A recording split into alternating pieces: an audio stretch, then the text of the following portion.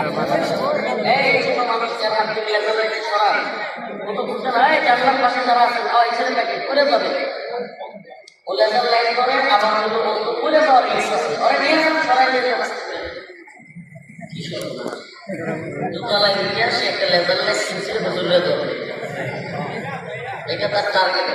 Viral viral করে দেওয়া এই বিভিন্ন সমস্যা এই সোশ্যাল মিডিয়ার যুগে এই তথাকথিত ভাইরালিজম আমাদেরকে অর্থ অলঙ্ঘ করে দিচ্ছে। আমাদের মেয়েরা আমাদের বোনেরা একটা পর্দায় থাকতে চায় না, কি বাসে কালচার তৈরি হয়েছে। ছেলেরাও মানে প্রয়োজনে লেখাপড়া হইলেও যদি ভাইরাল হওয়া যাচ্ছে।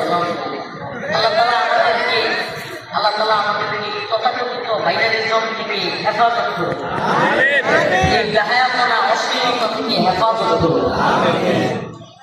আমি হুজুর যখন গানের শেষ করতেছিল না, তখন একবার চিন্তা করতেছিলাম, সুবহানাল্লাহ, এই যে হাজার হাজার যুবক তাকায় দেখে এই প্রোগ্রামে আমার বিশেষ করে আমি বা আমরা যে প্রোগ্রামগুলোতে যাই 80% হয়ে থাকে যুবক, 80% আপনি খেয়াল করেন।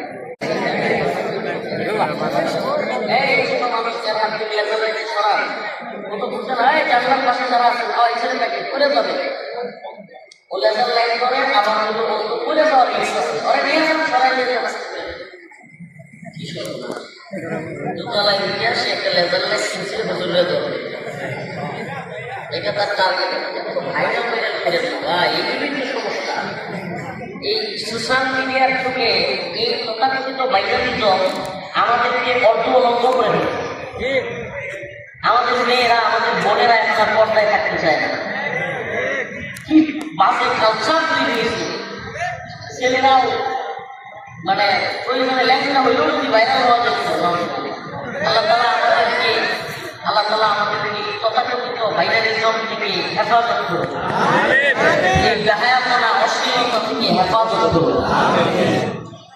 আমি হুজুর যখন গানের শেষ করতেছিল না, তখন একবার চিন্তা করতেছিলাম, সুবহানাল্লাহ, এই যে হাজার হাজার যুবক তাকায় দেখে এই প্রোগ্রামে আমার বিশেষ করে আমি বা আমরা যে প্রোগ্রামগুলোতে যাই 80% হয়ে থাকে যুবক, 80% আপনি খেয়াল করেন।